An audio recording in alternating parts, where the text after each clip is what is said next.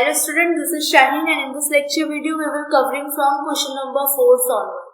The common region satisfied by the inequality 3x plus y is greater than equals to 6. Second graph says x plus y is greater than equals to 4 and third says x plus 3y is greater than equals to 6. अब इनको plot करते हैं. इनको plot करने के लिए पहले तो आपको सेटिस्फाई करनी पड़ेगी इक्वेशन. दैट इज पुट करना पड़ेगा x की वैल्यू 0. x की वैल्यू 0 रखेंगे तो y की वैल्यू आ गई 6, y की वैल्यू 0 रखोगे तो आपकी x की वैल्यू आ गई 2. तो अब ये सेटिस्फाई करो. देखो कौन सी इक्वेशन को ये सेटिस्फाई कर रहा है. 2 से 6 तक इसको भी सेटिस्फाई कर रहा है, ये भी सेटिस्फाई कर रहा है. अब ग्राफ इसके अंदर इक्वेशन कौन सी बोली है, ये ट्रू कंडीशन है कि फॉल्स है. यहाँ पे 0 पुट करोगे, ये भी 0 पुट करोगे और ये 6 ग्रेटर होता है इससे, 0 से बड़ा 6 बड़ा होता है, 0 बड़ा नहीं होता. तो फॉल्स कंडीशन है, मतलब ये अबव द रीजन शेड करेगी. इसका मतलब है कि ये वाला क्वेश्चन, ये वाला पार्ट तो आपका गलत हो गया. ये जो सी पार्ट है ये वाला तो आपका ऑप्शन गलत हो गया क्योंकि ये यहाँ पे शेड कर रहा है. ये वाली इक्वेशन सेटिस्फाई नहीं होगी. नेक्स्ट के लिए अगर आप नेक्स्ट इक्वेशन को सेटिस्फाई करोगे, नेक्स्ट को सेटिस्फाई करोगे उसके लिए ग्राफ की इक्वेशन है x plus y is less than greater than equals to 4. इसको सेटिस्फाई करोगे तो यहाँ पे ग्राफ बनेगा x और y की वैल्यू x0, y की वैल्यू 4, y0, x की वैल्यू 4. तो यहाँ पे भी ये फॉल्स कंडीशन है. फॉल्स कंडीशन मतलब ये यहाँ पे शेड नहीं होगा, ऊपर ही शेड होगा. मतलब ये वाला भी ऊपर शेड होगा और ये वाली इक्वेशन भी ऊपर शेड होगी. और नेक्स्ट के लिए ऐसे ही आपको और भी निकालने पड़ेंगे. तो जब आप ऐसे ही सारी की सारी कंडीशन को सेटिस्फाई करोगे तो आपका ऑप्शन नंबर ए जाएगा, जहां पे फर्स्ट, सेकेंड, थर्ड ये वाला शेडेड रीजन कवर होगा. नेक्स्ट क्वेश्चन, अगर क्वेश्चन नंबर 4 के बाद क्वेश्चन नंबर 5 की बात करते हैं. Question number 5 says the region by the shading part of the graph inequalities. अब ये वाला जो ग्राफ है, इस ग्राफ के अंदर आपकी वैल्यू जो सेटिस्फाई हो रही है वो हो रही है 2. x की वैल्यू भी 2, y की वैल्यू भी 2. अगेन x की वैल्यू 4, y की वैल्यू भी 4. तो अब देखते हैं ये कौन से इक्वेशन को सेटिस्फाई कर रहे हैं. 5th में देखते हैं. यहाँ पे अगर आप सॉल्व करोगे तो x की वैल्यू अगर आप 0 रखोगे तो y की वैल्यू 2 आ गई, ये वाली 0 रखोगे तो x की वैल्यू 2 आ गई. This is like. तो यहाँ पे जो अगर सेटिस्फाई कर रही है ये वाली इक्वेशन से क्या पता चलता है कि 2 ज्यादा है, 2 ग्रेटर है. यहाँ पे 0 0 पुट करोगे तो यहाँ पे जो वैल्यू है वो 2 ग्रेटर है, मतलब ये सेटिस्फाई कर रही है. यहाँ पे भी ये सेटिस्फाई कर रही है.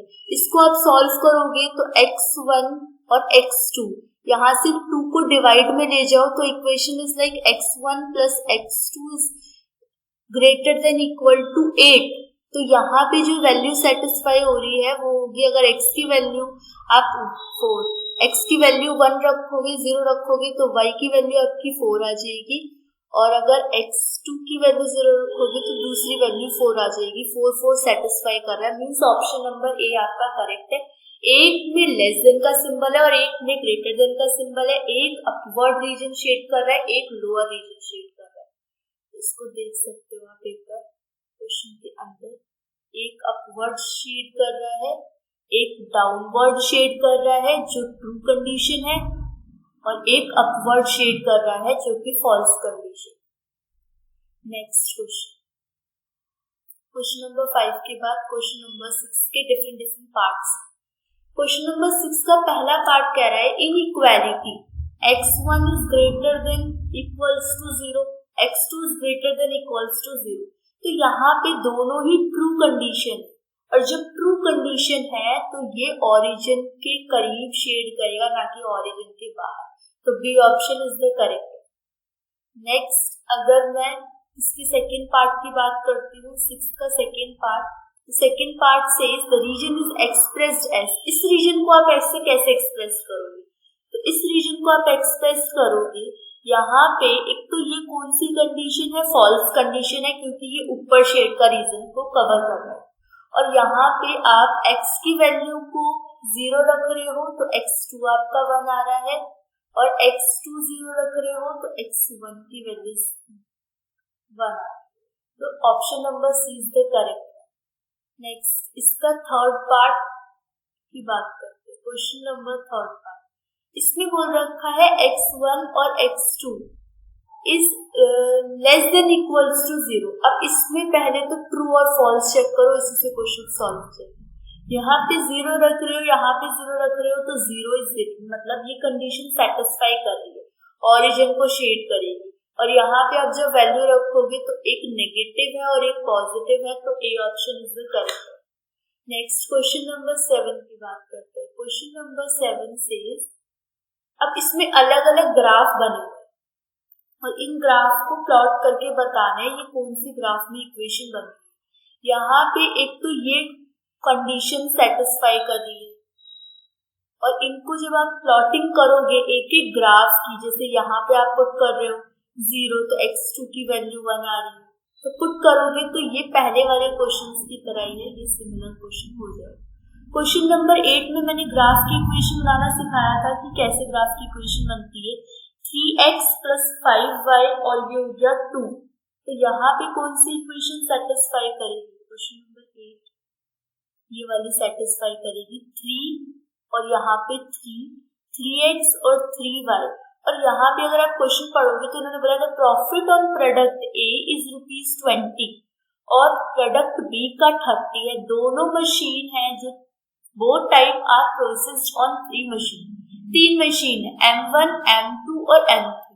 टाइम रिक्वायर हो रहा है each product, total time available इतना है। तो अगर आप पहली को x3 मानते हो, दूसरे को 3 मानते हो, तो यहाँ पे जो काम हो रहा है वो 3x1 और 3x2 दोनों को मिलाकर 36 टाइम, मतलब 36 टाइम ही लगना चाहिए, 36 से ज्यादा नहीं लगना चाहिए आप लोगों को काम करते हुए। नेक्स्ट इक्वेशन बनेगी 5x + 2y। इसमें भी कौन सी सेटिस्फाई होगी? इसमें भी ये वाली इक्वेशन सेटिस्फाई होगी, जिसमें आपको बोल रखा है 5x + 2y is less than equals to 50। इसमें भी यही सेटिस्फाई होगी। अब यहाँ पे अगर मैं बी ऑप्शन पे जाऊं, अगर मैं सी ऑप्शन को नहीं चेकआउट करती, बी ऑप्शन क्यों गलत है? रीजन इज यहाँ पे जो इक्वेशन है वो बोल रही है कि जितने भी वर्कर काम करेंगे वो 36 आवर्स से ज्यादा भी कर सकते, तो ये पॉसिबल कंडीशन नहीं है, जिसकी वजह से ये गलत हो गया। और यहाँ पे ये गलत क्यों है? क्योंकि यहाँ पे x और y की वैल्यू ही नहीं दे रखी, x1 और x2, that is the reason ये गलत है। Question number 9। Question number 9 says the set of inequalities x1 plus x2 is greater than equal less than equals to 12। अब यहाँ पे कौन सी ये ट्रू कंडीशन है, ये भी ट्रू कंडीशन है। तो जब ये सारी ट्रू कंडीशन है तो यहाँ पे ये शेडेड तो है ही नहीं, जबकि सब में ये तो शेड आएगा ही आएगा, ओरिजिन तो कवर होगा ही होगा। तो बी ऑप्शन, इसमें आप ऑप्शन से भी जा सकते हैं, ज्यादा उसको सॉल्व करने की कोई जरूरत है। ऑप्शन देखो, सॉल्व करो। क्वेश्चन नंबर 10 से क्वेश्चन नंबर 10 भी बिल्कुल सिमिलर है पहले क्वेश्चन की तरह। क्वेश्चन नंबर 10 से common region satisfying the set of inequalities x0 y0 x + y is less than equals to 5। ये ट्रू कंडीशन है, ये भी कंडीशन ट्रू है। अब यहाँ पे ये कंडीशन हो गई फॉल्स, तो इसके लिए पूरा आपको सॉल्व करना पड़ेगा। तो option A is the correct one. ये फॉल्स है, ये ट्रू है, ये ट्रू है और ये फॉल्स है। तो इस लेक्चर वीडियो में इतना ही। नेक्स्ट लेक्चर वीडियो में मिलते हैं। Thank you.